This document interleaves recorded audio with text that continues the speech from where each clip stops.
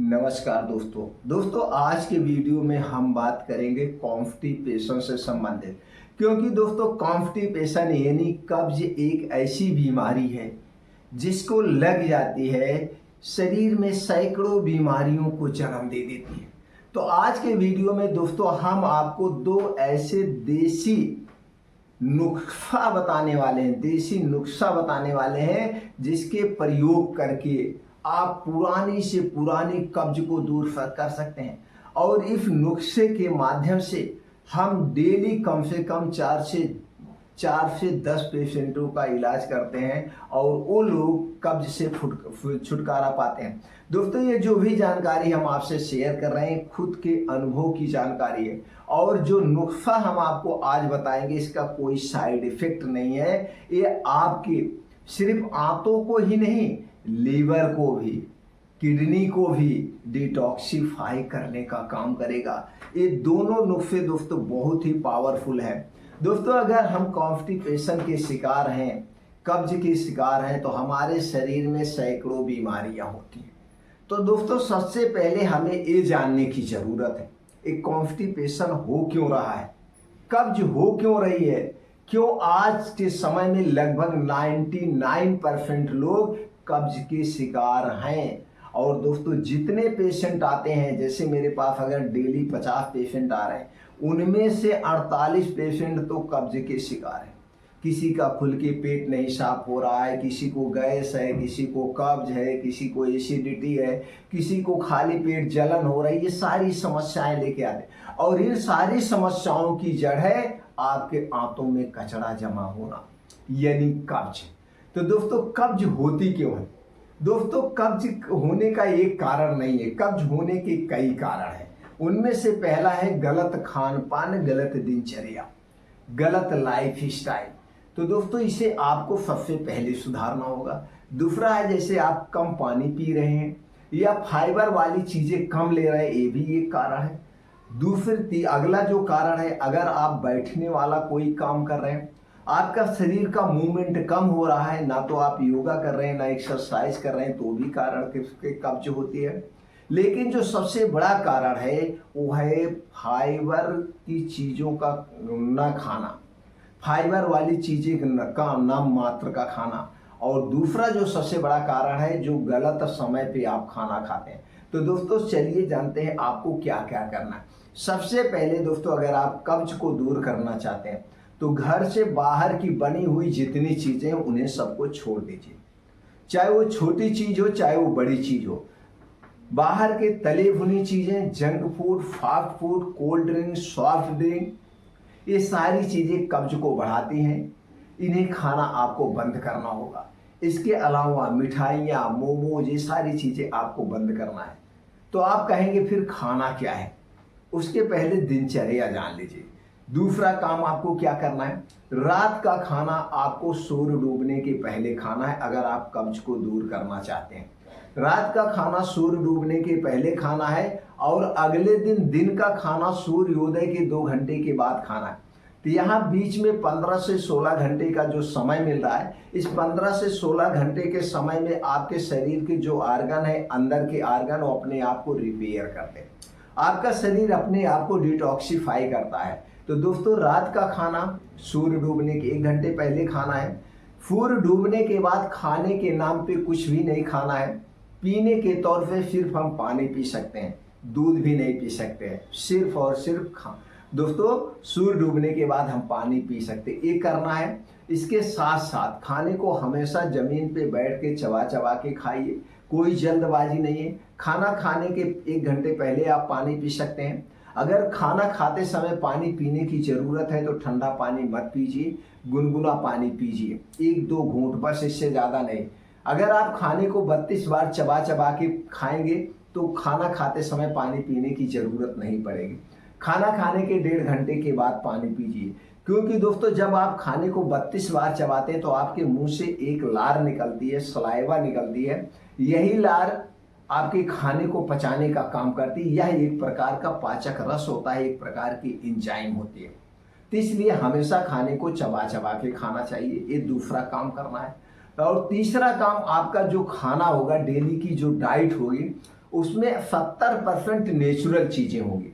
Natural चीज़ों की बात करें तो हरी साग सब्जियां, इन्हें सबसे ज़्यादा लेना है। सलाद आपको सबसे ज़्यादा लेना है। इसके अलावा डेली 1 से 2 फल लेने हैं। बीन्स को रात में भिगो के आप ले सकते हैं। ड्राई फ्रूट रात में भिगो के ले सकते हैं। मोटे अनाज का प्रयोग करिए, सिर्फ गेहूं और चावल पे मत डिपेंड रहिए। कभी चने की रोटी, कभी ज्वार की रोटी, कभी बाजरे की रोटी, कभी मक्के की रोटी, कभी इन सब की रोटियां खाइए। सिर्फ गेहूं और चावल पे मत डिपेंड रहिए। ऐसी आपकी डाइट होगी। इसके साथ साथ भरपूर मात्रा में पानी पीजिए, पानी की कमी नहीं होना चाहिए। डेली 2 घंटे का समय निकाल करके रोज सुबह तेज गति से मॉर्निंग वॉक करिए, जहाँ पे मिट्टी हो, घास हो, उस पे नंगे पांव। दोस्तों, हम जब नंगे पांव मिट्टी पे चलते हैं तो हमें धरती से अर्थ प्राप्त होता है, क्योंकि ये हमारा शरीर मिट्टी से ही बना हुआ है। तो इसलिए मिट्टी के संपर्क में रहना चाहिए। तो सुबह का समय है, यहीं पे कुछ योगा करिए, प्राणायाम करिए, मेडिटेशन आप करिए।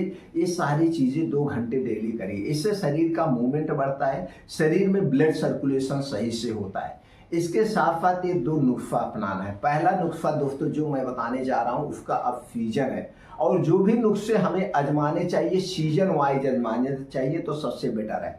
तो आज के नुस्खे में जो पहला है काम होगा वो है दोस्तों आंवला।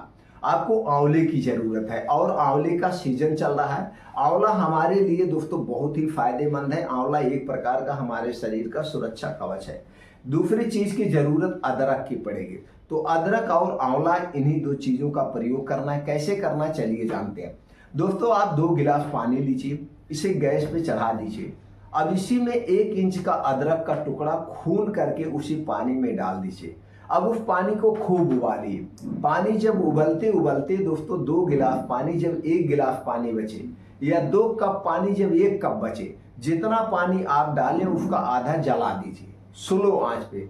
अब इसके बाद इसे छान लीजिए। इसे कहते हैं अदरक वाला पानी। अब ये अदरक वाला पानी रेडी हो गया, इसे एक साइड में रख दीजिए। अब आपको चाहिए 2 बड़ा आंवला। 2 बड़ा आंवला लीजिए, अगर छोटा आंवला है 3 आंवला लीजिए। इसे आप चटनी की तरह पीस लीजिए। इसमें कुछ डालना नहीं है, सिर्फ आंवले को चटनी की तरह आप पीस लीजिए। पीसने के बाद जो आप अदरक पानी बनाए हैं उसी में मिला के आपको इसे रोज सुबह खाली पेट पीना है। कब पीना है? रोज सुबह खाली पेट। कैसी भी गैस, कब्ज, एसिडिटी वो दोस्तों धीरे धीरे खत्म हो जाएगी। बस एक सावधानी आपको बरतना है। इसे पीने से पहले कुछ नहीं खाना पीना है, और इसे पीने के 2 घंटे बाद तक कुछ भी नहीं खाना पीना है। कुछ भी आपके मुंह में नहीं जाएगा। ये 2 घंटे तक क्लीनिंग का काम करेगा। अगर हम इसके नुकसान की बात करें तो इसका कोई नुकसान नहीं है। सिर्फ गर्भावस्था में और स्तनपान कराते समय इसका प्रयोग नहीं करना है। अगर आप किसी मेडिसिन को प्रयोग कर रहे हैं या कोई दवा ले रहे हैं तो आप अपने डॉक्टर की सलाह पे लेंगे। बाकी इसका कोई साइड इफेक्ट नहीं। कितने दिन तक लेना है? जितने दिन तक आंवला मिले। अब 2-3 महीना आपको आंवला मिलेगा, 2-3 महीना लीजिए, कोई फायदा नुकसान नहीं है, फायदा ही मिलेगा। इससे एक तो अंदर के ऑर्गन है उन्हें डिटॉक्सिफाई करने का काम करेगा, ऊपर से स्किन से संबंधित आपको कोई समस्या है वो भी दूर हो जाएगी। दूसरा नुस्खा है दोस्तों, उसका भी सीजन यही चल रहा है, जिसे हम पेठा वाला कद्दू कहते हैं। पेठा वाला कद्दू कहते हैं, उसी का पेठा बनाया जाता है, जिसे हम सफेद कद्दू कहते हैं, और गांव की बोलचाल की भाषा में हनौआ कोहड़ा कहते हैं। अनौआ कोहड़ा कहते हैं। इससे दोस्तों जो कद्दू होता है, जो कोहड़ा होता है, उसी की तरह से भी होता है, सफ़ेद होता है, इसीलिए इसे सफ़ेद कद्दू कहते हैं। और इसीलिए इसे दोस्तों पेठा वाला कद्दू कहते हैं, क्योंकि इसी का पेठा बनता है। अब आपको लेना है तो 200 ml जो इस पेठा ऊपर का छिलका निकाल दीजिए, अंदर का बीज निकाल दीजिए। 1 गिलास जूस तैयार करिए।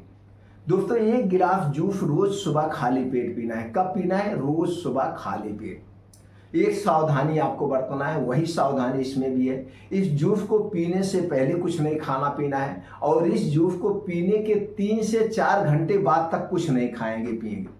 4 घंटे तक आपके मुंह में कुछ भी नहीं जाएगा खाने के नाम पे। पीने के तौर पे अगर आपको प्यास लगती है तो सिर्फ सादा पानी पी सकते हैं, सिर्फ सादा पानी पी सकते हैं, लेकिन जूस पीने के 1.5-2 घंटे बाद, तुरंत नहीं।